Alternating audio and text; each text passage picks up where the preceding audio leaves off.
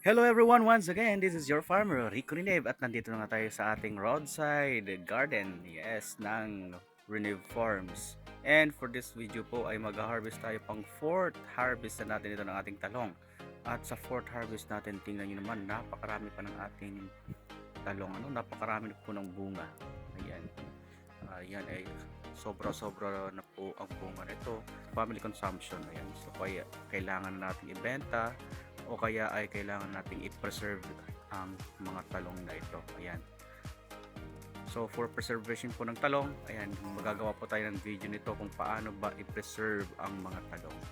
So wait for that video po. Enjoy watching these videos, and once again, please support my channel and page. Ayan, so please like, share, subscribe, and comment po sa ating mga videos. Ayan. So ito po ang ating mga talong, napakarami pa rin ng bunga.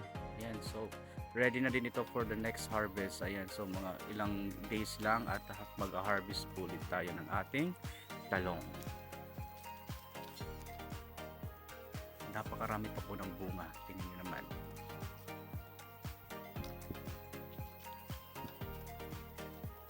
So within 2 to 3 days or within 1 week po, ayan, mag-harvest ulit tayo ng ating talong.